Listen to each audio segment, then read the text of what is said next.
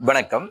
மீண்டும் கார்த்திகேயன். இன்னைக்கு நாங்கள் பார்க்க இருக்கிறது கலனி யூனிவர்சிட்டியால விண்ணப்ப படிவம் கோரப்பட்டிருக்க 2 வெளிவாரி பட்டப்படிப்புகளை பற்றி.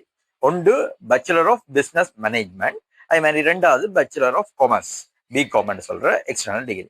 இந்த 2 டிகிரிலையும் பேச்சுலர் ஆஃப் பிசினஸ் மேனேஜ்மெண்ட் பார்த்தோம்னா 3 வருட காலத்துக்குரியது.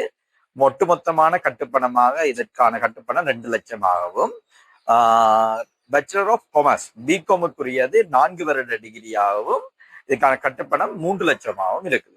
இதுல நீங்க முக்கியமா பார்க்க வேண்டிய விடயம் பாத்தீங்கன்னு சொன்னா, இந்த 2 கோர்ஸும் படிக்கிறதுக்கு நீங்க ஏ லெவல்ல ஏதாவது 3 பாடங்கள்ல சித்தி அடைஞ்சிருந்தா நீங்க இந்த எக்ஸ்டர்னல் டிகிரியை பகுதி நேரமாக கற்க முடியும்.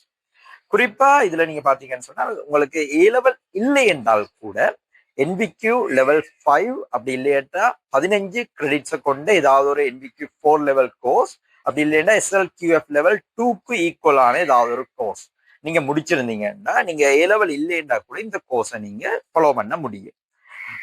இதுல முக்கியமா நாங்கள் பார்க்க வேண்டிய அடுத்த விடயம் பார்த்தோம்னு சொன்னா, செமஸ்டர் வைஸா தான் இந்த கோர்ஸ் நடக்கும். அப்போ உங்களுக்கு படிக்கிறதும் ஈஸியா இருக்கும். நல்ல ஒரு சந்தர்ப்பம்.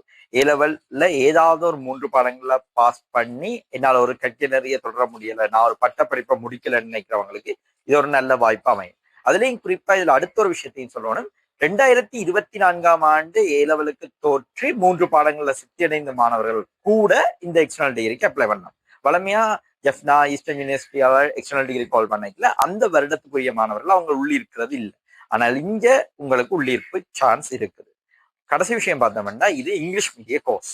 அப்ப இங்கிலீஷ் மீடியத்துல நீங்க எப்படி ஒரு டிகிரியை முடிச்சு கொள்ளீங்களோ, எதிர்காலத்துல ஃபியூச்சர்ல நீங்க ஒரு ஒர்க்குக்கு போகலையோ, பிரைவேட்ல ஒர்க்குக்கு போகலையோ, கவர்மெண்ட்ல போகலையோ, உங்களுக்குரிய நல்ல வாய்ப்புகள் கிடைக்கக்கூடிய சந்தர்ப்பம் இருக்குது.